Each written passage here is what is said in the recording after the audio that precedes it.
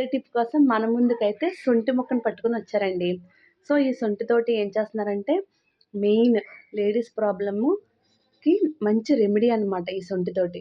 మనం మెచ్యూర్ అయిన తర్వాత గానీ, లేకపోతే బిఫోర్ 10 ఇయర్స్, 9 ఇయర్స్ వచ్చినోళ్ళు కొంచెం వైట్ డిశ్చార్జ్ అవుతూ ఉంటుంది కదండీ! బాగా వైట్ అయిపోతూ ఉంటది. దాంతో పాటు స్టమక్‌లో కూడా కొంచెం పెయిన్ వస్తా ఉంటది.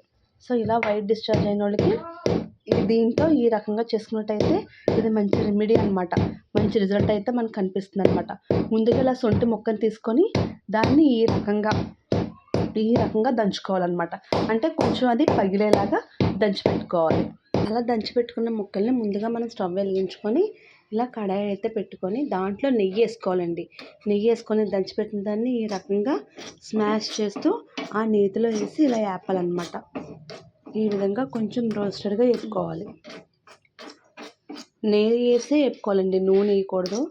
నెయ్యే మనకి ఈ శొంఠికి రెమెడీకి బాగా యూజ్ఫుల్ అనమాట. నూనె వేయకుండా ఇలాగ నేతిలో ఈ శొంఠిని దంచిపెట్టుకున్న శొంఠిని అయితే ఈ విధంగా వేపేసుకోవాలి. ఈ రకంగా వేగిన శొంఠిని మనం మిక్సీ జార్లోకి తీసుకొని దీన్ని అయితే పౌడర్ లాగా ఆన్ చేసుకొని పట్టేసుకోవాలి, మిక్సీ పట్టుకోవాలి. గ్రైండ్ చేసే ముందుగా దీంట్లో సాల్ట్ కూడా యాడ్ చేసుకోవాలన్నమాట. సో దీన్ని ఇలాగా పౌడర్ లాగా గ్రైండ్ చేసుకోవాలి. అలానే స్టవ్ వెలిగించుకొని కొంచెం హాట్ వాటర్ అయితే పెట్టుకోవాలండి. ఎందుకంటే ఈ హాట్ వాటర్ తోటి మనం దాన్ని ఇప్పుడు రైస్లో కుక్ చేసుకొని తింటాము. ఆ పౌడర్ని సో పౌడర్ అయిపోయిందండి. మిక్సీలో వేయగానే మనకి ఈ విధంగా శొంఠి పొడి అయితే రెడీ అయిపోయింది.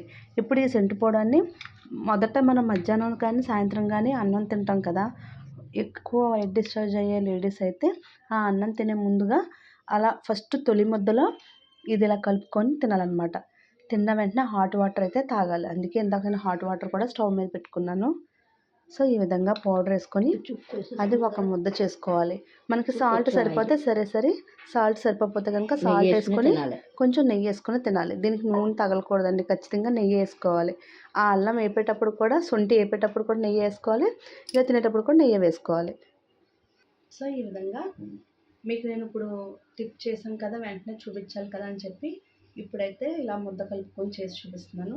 అసలు అయితే మధ్యాహ్నం అన్నం పెట్టుకునేటప్పుడు ఫస్ట్ ముద్దండి, మీరు ఎంత ముద్ద తినగలుగుతారో అంత ముద్దలో నెయ్యి, ఈ శొంఠి పొడి, కొంచెం సాల్ట్ కావాలనుకుంటే కనుక సాల్ట్ వేసుకొని ఈ రకంగా ముద్ద చేసుకొని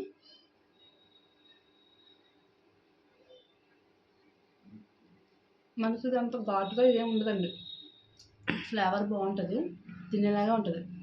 కానీ కొంతమందికి నచ్చకపోయినా కానీ ఆ ప్రాబ్లం ఫేస్ చేస్తామంటే కనుక ఇలా తిని హాట్ వాటర్ చిప్ చేసినట్టయితే విత్ ఇన్ 3 or 4 డేస్లో మనకి అసలు ఖచ్చితంగా తగ్గిపోతుందండి. మా ఇంట్లో మేము, మా పాప కానీ ఎవరైనా సరే ఈ ప్రాబ్లం ఫేస్ చేస్తున్నప్పుడు ఈ రకంగా చేసుకొని ఫస్ట్ ముద్దలు అయితే తీసుకుంటాం అనమాట. సో ఇది ఒక మంచి రెమెడీ మనకి వైట్ డిశ్చార్జ్ అయ్యే ఆడవాళ్ళకు. ఇలా చేసుకుని తిన్నట్టయితే మనకి గుడ్ రిజల్ట్ అయితే ఉంటుంది.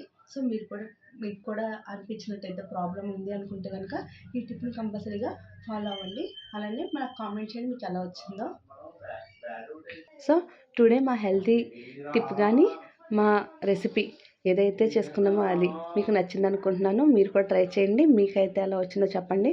ఇలా ఏదైనా హెల్తీ టిప్ మీరు కూడా ఫాలో అయినట్టుంటే మీకు రిజల్ట్ ఎలా వచ్చిందో నాకు కామెంట్ సెక్షన్లో కామెంట్ చేయండి. సరికొత్త హెల్తీ టిప్తో రేపు పొద్దున్న మళ్ళీ మీ ముందుకు వచ్చేస్తాం. అంతవరకు bye bye, have a good day, love you అండి.